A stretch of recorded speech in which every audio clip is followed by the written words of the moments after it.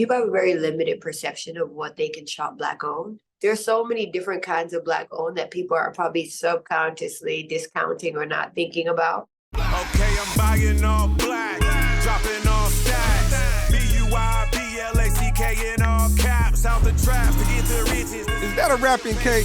So build a business, can I get a witness? This here was built on our black. Made like 250, it was nice. At the salon, it got me looking right. Buying all black, I'm never thinking twice. You can do it too if you just pay the price. And when I'm shopping, man, I'm buying all black. I'm Timanni Walker, Strategy Director at BBH USA.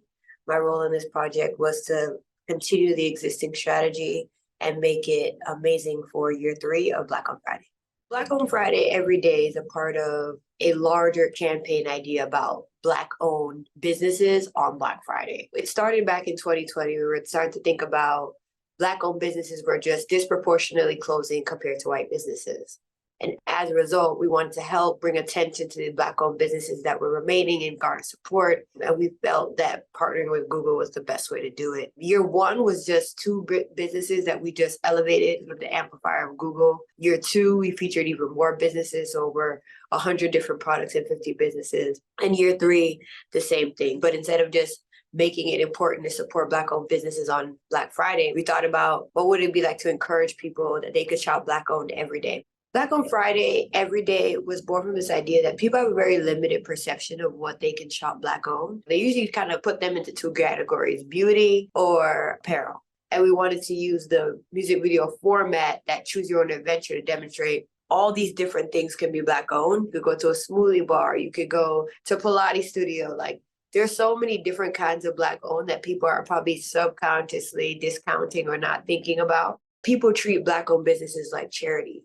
And as a result, they approach them with pity and not pride. And that's not how Black-owned businesses identify with themselves. These businesses want to be supported just like any other businesses because their product is really good. And so that became the birth of Black on Friday. Instead of it making it seem like you should support Black-owned businesses because it's the right thing to do. No, you should support the businesses because the businesses are really good. Black Friday was such an important day for us because the other 2 spikes in people support Black-owned businesses are Black History Month and most recently Juneteenth. Those dates are, where we honor and acknowledge the history of Black people, also the struggle, the oppression, all of those things. Not the ideal situation to want to support a business in terms of to acknowledge some of the pain that they've gone through. But Black Friday felt like a day when everyone was shopping. And so once we were able to establish that for the past 2 years, that like people do want to support, during Black Friday, how do we get beyond that, right? Like, how do we move from just another day on the calendar year to more frequency? And so we really did our best to kind of create those vignette of situations and saying, there's little things that you can do to support Black businesses every day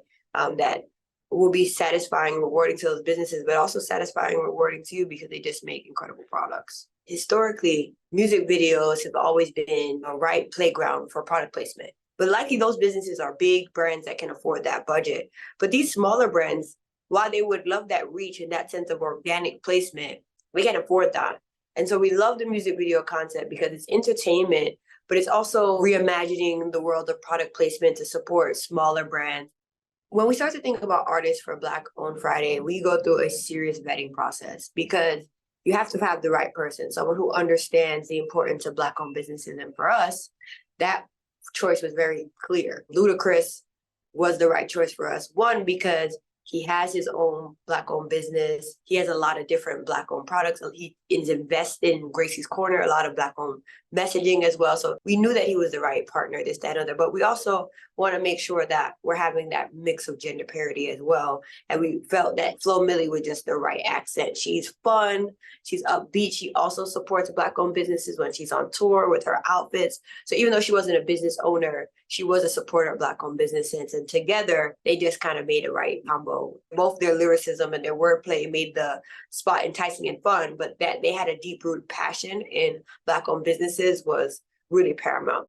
The beauty, I think, of Black on Friday is that it doesn't belong to the agency, nor does it belong to the brand, nor does it belong to the artist. So it's a really collaboration and an intricate dance and orchestration of all the major players and making sure that we're moving with each other with respect and understanding the main goal and pressing towards that together. The real impact is when we talk to the business owners. Throughout this campaign, business owners would reach out to us and say, we sold out in our product. Other businesses were able to open another location. That's the real win at the end of the day for us, knowing that we're able to really make an impact and start to turn those numbers around.